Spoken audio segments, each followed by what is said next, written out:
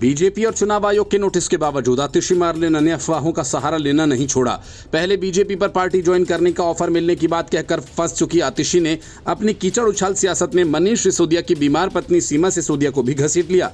आतिशी मारलेना ने सीमा सिसोदिया का नाम लेकर कहा कि उन्हें किसी ने ये ऑफर दिया कि अगर मनीष सिसोदिया अरविंद केजरीवाल का साथ छोड़ दें तो उन्हें जमानत मिल जाएगी। हालांकि बाद में उन्हें पूरी तरह से मुक्त कर दिया जाएगा। हालांकि हर बार आतिशी मारलेना ने अपने आरोपों को लेकर कोई सबूत तो पेश किया नहीं। बीजेपी पर आरोप लगाए, ऑफर वाले आरोपों का जवाब उन्हें कुछ घंटों बाद चुनाव आयोग को देना है। लेकिन अपना जवाब देने से पहले आतिशी मारलेना ने चुनाव आयोग को बीजेपी के इशारे पर चलने वाली बात बताई। मतलब साफ है कि आतिशी बीजेपी के खिलाफ बिना किसी सबूत के अनर्गल आरोप लगा रही हैं और इस क्रम में आतिशी ने सीमा सिसोदिया का नाम भी घसीट लिया। लेकिन जानकारों का कहना है कि मनीष सिसोदिया जो भी किया करते हैं ये सब केजरीवाल के कहने पर। रिश्वत की सारी रकम केजरीवाल के बताए गए सुझाव गए ठिकानों पर फिर व्यक्तियों के पास पहुंचाई गई और मनीष सिसोदिया मुफ्त में ऐसे फंसे कि निकलने का कोई रास्ता ही नहीं मिला। जानकारों का मानना है कि ऐसे में मनीष सिसोदिया का केजरीवाल से धीरे धीरे मुंह भंग होता जा रहा है और किसी को आश्चर्य नहीं होना चाहिए कि एक दिन मनीष सिसोदिया का मुंह खुल जाए और केजरीवाल की सारी पोल पट्टी। लेकिन तब ऐसा होगा जब सिसोदिया पूरी तरह से हताश हो जाएंगे और ये मान लेंगे कि अब शराब घोटाला के जंजाल से बच निकलना उनके लिए मुमकिन नहीं रहा। जानकारों का कहना है कि वे इस वजह से सीमा सिसोदिया के नाम का सहारा लेकर आतिशी मारलेना ने एक तरह से दबाव बनाने की कोशिश की है कि अगर आगे मनीष सिसोदिया का मुंह खुले तो ये कहा जा सके कि जो आशंका पहले से थी सच वही साबित हुआ और बीजेपी के दबाव में सिसोदिया बिक गए। आतिशी ने बीजेपी पर एक बार फिर तंज कसते हुए अपने नेताओं और कार्यकर्ताओं पर भरोसा जताया। दिल्ली में आम आदमी पार्टी के सामूहिक उपवास मंच से कार्यकर्ताओं को संबोधित करते हुए आतिशी ने कहा कि मनीष सिसोदिया की पत्नी सीमा सिसोदिया 20 साल से गंभीर बीमारी से पीड़ित हैं। उन्हें किसी ने कहा कि मनीष सिसोदिया अगर बीजेपी ज्वाइन कर लेंगे तो जेल से छूट जाएंगे। दिल्ली सरकार में मंत्री आतिशी ने सीमा सिसोदिया की तारीफ करते हुए कहा कि सीमा भाभी ने कहा कि इतनी बड़ी बीमारी होने के बाद भी, अस्पतालों के चक्कर लगाने के बाद भी मनीष सिसोदिया सीएम केजरीवाल का साथ देंगे। उन्होंने कहा कि अगर मनीष सिसोदिया ने अरविंद भैया का साथ छोड़ दिया तो मैं मनीष जी को छोड़ दूंगी।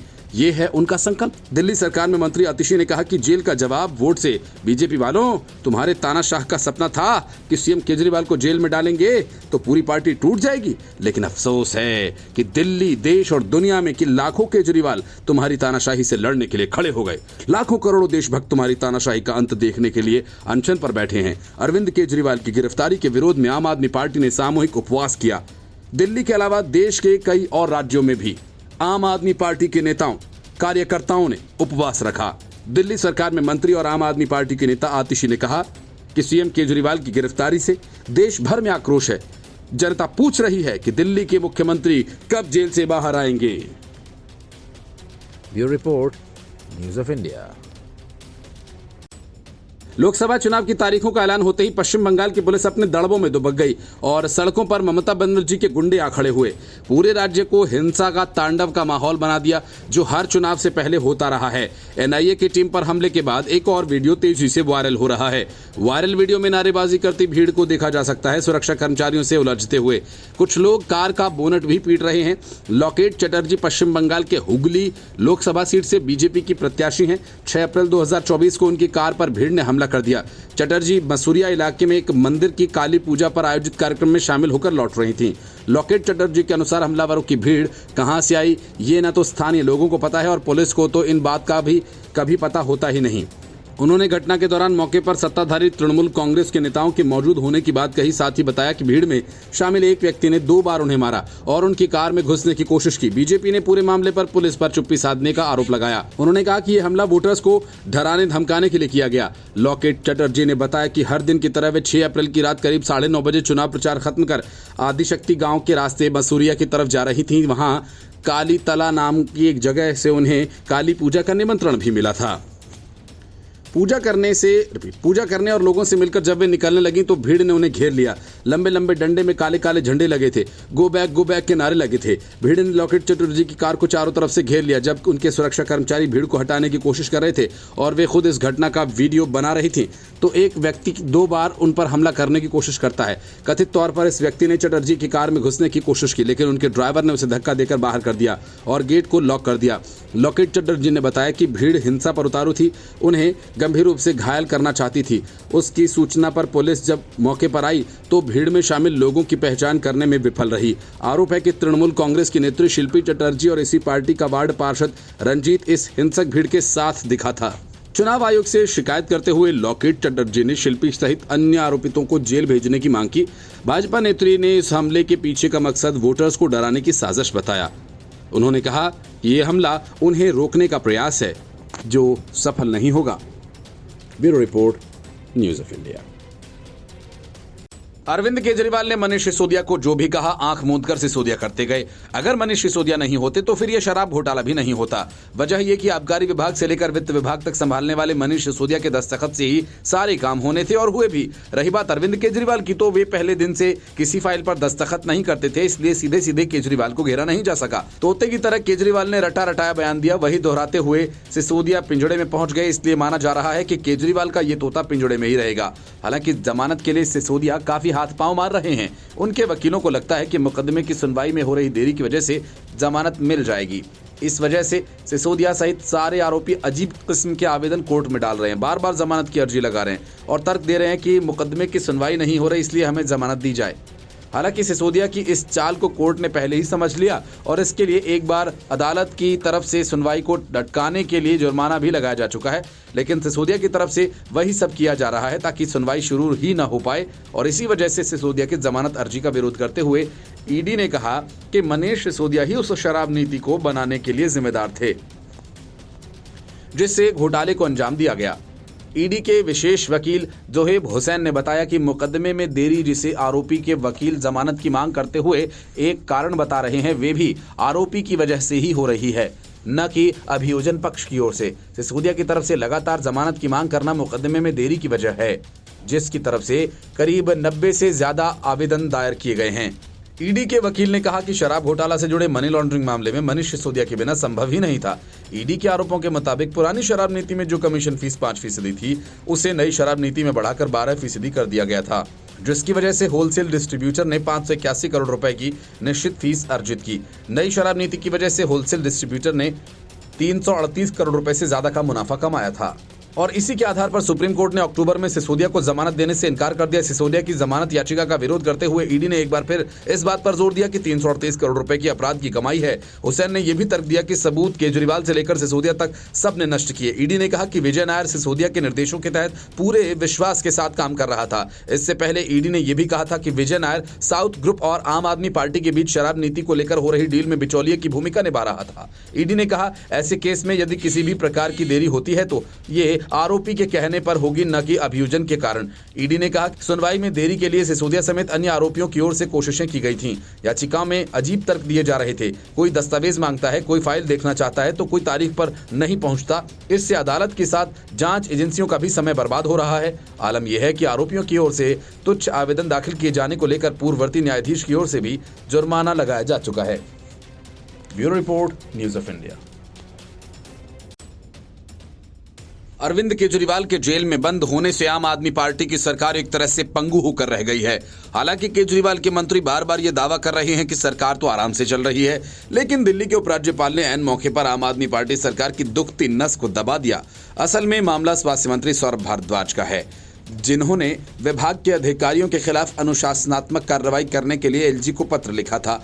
उसके बाद जवाब में एलजी ने सौरभ भारद्वाज को ऐसा तल्ख जवाब दिया जिसे पाकर सौरभ भारद्वाज सकते में आ गए और वे सारे मंत्री भी चुप हो गए जो बार बार अधिकारियों के खिलाफ कार्रवाई करने के लिए मीडिया में बयानबाजी करते हैं।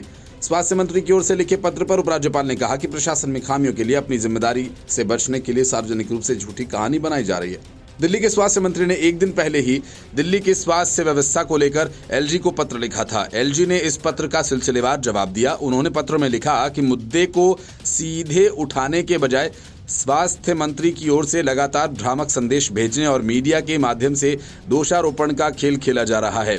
2 अवसरों पर एलजी ने खुद स्वास्थ्य मंत्री से स्वास्थ्य सेवा से संबंधित मुद्दों पर चर्चा का अनुरोध किया था, लेकिन इस निमंत्रण को नजरअंदाज कर दिया गया। उपराज्यपाल ने पत्र में बताया कि किसी भी कमी का दोष पूरी तरह से वरिष्ठ अधिकारियों पर मढ़ना और अधिकारियों के खिलाफ अनुशासनात्मक कार्रवाई के लिए बार बार पत्र भेजना स्वास्थ्य मंत्री ने एक अभ्यास बना लिया है, जबकि देश के कानून के अनुसार राष्ट्रीय राजधानी सिविल सेवा प्राधिकरण यानी NCCSA वो निकाय है जो स्थानांतरण, पोस्टिंग और सतर्कता अनुशासनात्मक कार्रवाई की सिफारिश करता है।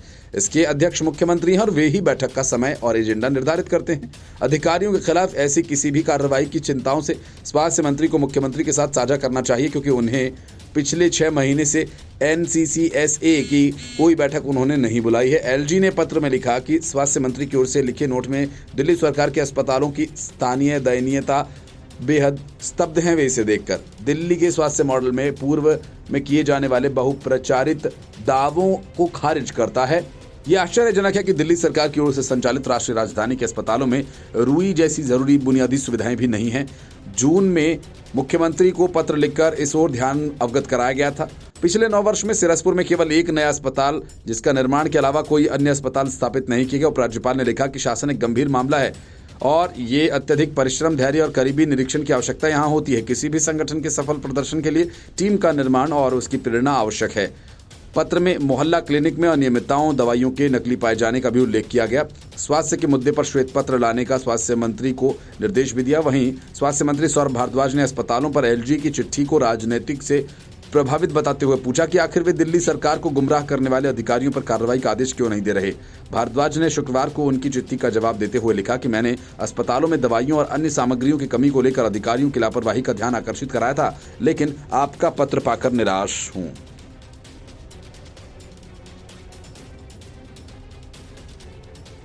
अरविंद केजरीवाल और उनकी पार्टी के घोटालेबाज नेताओं के फैमिली वकील बन बैठे अभिषेक मनु सिंघवी की दलीलें अदालत में लगातार पिट रही हैं, जैसे शतरंज के मोहरे पिटते हैं।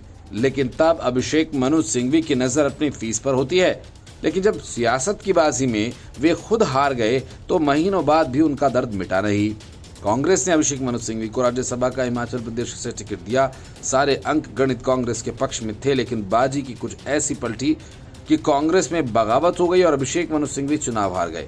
हार का ये दंश अब भी सिंघवी को तकलीफ दे रहा है, जिसे मिटाने के लिए अभिषेक मनु सिंघवी ने हिमाचल प्रदेश उच्च न्यायालय में राज्यसभा चुनाव की प्रक्रिया को चुनौती दे डाली। अभिषेक मनु सिंघवी ने व्यक्तिगत तौर पर हिमाचल प्रदेश उच्च न्यायालय लगातार पहुंचकर याचिका दायर की और इस याचिका में कहा गया कि ड्रॉ ऑफ लॉट्स के जिस नियम के तहत चुनाव हुए हैं वे हारे हैं, वह गलत है। उन्होंने उच्च न्यायालय से इस चुनाव को रद्द किए जाने की मांग उठाई है। अभिषेक मनु सिंघवी की तरफ से दायर की गई याचिका में कहा गया कि पर्ची में जिसका नाम निकले वो चुनाव हार जाए, ऐसा कोई नियम नहीं है। ये सिर्फ परंपरा के तौर पर प्रचलन में आ गया। उन्होंने चुनाव में ड्रॉ ऑफ लॉट्स की प्रक्रिया को चुनौती देते हुए चुनाव रद्द किए जाने की मांग उठाई है। हिमाचल प्रदेश में हुए राज्यसभा चुनाव के लिए कुल 68 में से कांग्रेस के अभिषेक मनु सिंघवी को 34, बीजेपी के हर्ष महाजन को 34 वोट पड़े। दोनों पक्षों में 34-34 वोट पड़ने के बाद नियम के मुताबिक ड्रॉ ऑफ लॉट्स अपनाया गया। पर्ची में जिसका नाम निकला वो चुनाव हार गया। पर्ची में अभिषेक मनु सिंघवी का नाम निकला था और ऐसे में चुनाव में हर्ष महाजन की जीत हो गई। हिमाचल में राज्यसभा चुनाव के दौरान 6 कांग्रेसी विधायकों ने क्रॉस वोटिंग की थी, जिस वजह से बीजेपी और कांग्रेस दोनों उम्मीदवारों को 34-34 वोट्स मिले थे। जबकि ड्रॉ ऑफ लॉट्स के तहत हुआ टॉस और बीजेपी प्रत्याशी हर्ष महाजन ने बाजी मार ली। वहीं कांग्रेस वोटिंग करने वाले विधायकों पर पार्टी की तरफ से कार्रवाई करते हुए अयोग्य घोषित कर दिया। हिमाचल में राजनीति में इस दौरान काफी उथल पुथल मच गई थी, जिसके बाद बागी विधायकों ने बीजेपी ज्वाइन कर ली। Bureau report, news of India. Lok Sabha के पहले चरण का मतदान 19 अप्रैल को होना है। चुनाव प्रचार अपने चरम पर है, लेकिन इन सब के बीच विपक्षी दलों में बीजेपी ने भगदड़ मचा दी। क्या समाजवादी पार्टी, क्या बीएसपी, क्या कांग्रेस, तीनों ही पार्टियां बीजेपी के दांव से धराशायी हो गई। राजनीतिक उठापटक और चुनावी जनसभाओं के बीच यूपी के नेता भी अपने लिए बेहतर विकल्प तलाश रहे हैं और ये तलाश बीजेपी के दरवाजे पर जाकर खत्म हो गई। बीजेपी में शामिल होने वाले नेताओं में पूर्व सीएम रामनरेश यादव के बेटे अजय यादव, बसपा के पूर्व सांसद वीर सिंह, पूर्व सांसद प्रेमदास कठेरिया का भी नाम शामिल है। 19 अप्रैल को यूपी की 8 लोकसभा सीटों पर मतदान होना है। उत्तर प्रदेश के पूर्व मुख्यमंत्री रहे स्वर्गीय रामनरेश यादव के पुत्र अजय नरेश यादव ने बीजेपी ज्वाइन कर ली। इनके साथ बसपा के पूर्व सांसद वीर सिंह से पूर्व सांसद और इटावा के जिला पंचायत अध्यक्ष प्रेमदास कठेरिया, सपा से पूर्व मंत्री केसी पांडे, सपा के पूर्व मंत्री साधना मिश्रा और पूर्व विधायक गजेंद्र सिंह, वासुदेव सिंह, राष्ट्रीय ब्राह्मण युवाजन के प्रदेश उपाध्यक्ष हिमांशु पांडे, डॉक्टर जयचंद भदौरिया के बेटे विवेक भदौरिया भी भाजपा में शामिल हो गए। यूपी के डिप्टी सीएम ब्रिजेश पाठक और यूपी सरकार में मंत्री दया शंकर की मौजूदगी में इन सभी नेताओं ने बीजेपी की सदस्यता ग्रहण की है। वहीं प्रदेश की सभी 80 सीटें जीतने के लिए जी जान से मेहनत करने का दावा किया। इस दौरान डिप्टी सीएम ब्रिजेश पाठक ने कहा कि बीजेपी में बड़ी संख्या में ज्वाइनिंग हुई है। इनमें पूर्व सांसद, पूर्व विधायक, जिला पंचायत सदस्य और सामाजिक संगठनों में काम करने वाले शामिल हुए। इन सभी लोगों का हृदय से धन्यवाद और स्वागत करता हूं।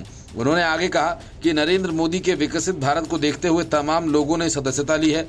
हमें पूरी उम्मीद है सबके जुड़ने से पार्टी मजबूत होगी। हमने सबसे अनुरोध किया है कि अपने अपने इलाकों में जुटकर यूपी की 80 सीटें जीतने के लिए काम करें।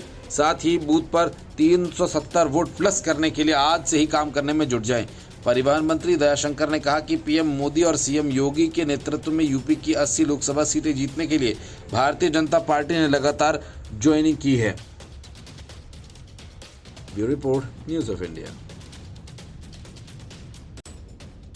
दिल्ली शराब घोटाला मामले में गिरफ्तार किए गए अरविंद केजरीवाल से लेकर के कविता तक ने कोर्ट को गुमराह करने और बेवजह टाइम पास करने का एक तरीका खोज निकाला है। इसी वजह से कोई कहता है कि जांच एजेंसी के समन अवैध हैं, तो कोई कहता है कि गिरफ्तारी अवैध है, कोई कहता है कि रिमांड पर लेने का तरीका अवैध है। हद तो ये हो गई कि किसी को जेल में पूछताछ किए जाने से भी दिक्कत है। तिहाड़ जेल में बंद के कविता इसलिए अदालत पहुंच गई क्योंकि सीबीआई जेल में उनसे पूछताछ करना चाहती है। शराब घोटाला मामले से जुड़े मनी लॉन्ड्रिंग मामले में गिरफ्तार बीआरएस नेता के कविता ने कोर्ट का रुख किया। के कविता ने कोर्ट में सीबीआई की उस याचिका का विरोध किया जिसमें कथित घोटाले से संबंधित भ्रष्टाचार के मामले में तिहाड़ जेल में उनसे पूछताछ की मांग की गई थी। कोर्ट ने सीबीआई को तिहाड़ में के कविता से पूछताछ करने की अनुमति दी थी। ये आदेश कोर्ट ने सीबीआई द्वारा दायर याचिका पर दिया था, जिसमें कोर्ट से के कविता से न्यायिक हिरासत में पूछताछ करने की अनुमति मांगी गई थी। कविता की ओर से पेश वकील नितेश राणा ने कोर्ट को बताया कि सीबीआई ने उनके पीठ पीछे याचिका दायर करके कानून की उचित प्रक्रिया का पालन नहीं किया। उन्होंने कोर्ट से कहा कि मुझे आशंका है कि कोर्ट से अनुकूल आदेश प्राप्त करने के लिए सीबीआई ने सही तथ्यों का खुलासा नहीं किया होगा। उन्होंने कोर्ट से कविता का पक्ष सुनने तक का आदेश पालन नहीं करने की अपील की थी। कोर्ट उनकी याचिका पर सुनवाई कर सकती है। इसके पहले सीबीआई ने ये कहते हुए कोर्ट का रुख किया था कि मामले में उसकी संलिप्तता के संबंध में मामले की आगे की जांच के दौरान सामने आए सबूतों के संबंध में कविता से पूछताछ की जानी आवश्यक है। जिसके बाद दिल्ली की राउज एवेन्यू कोर्ट ने सीबीआई को के कविता से जुडिशियल कस्टडी में पूछताछ की इजाजत दे दी थी।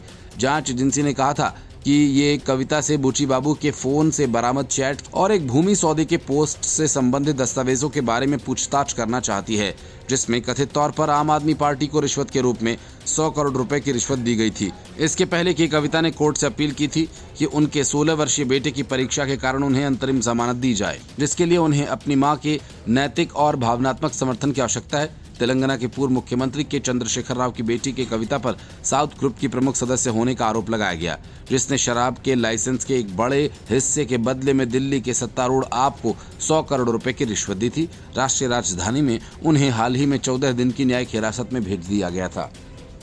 Report, news of India.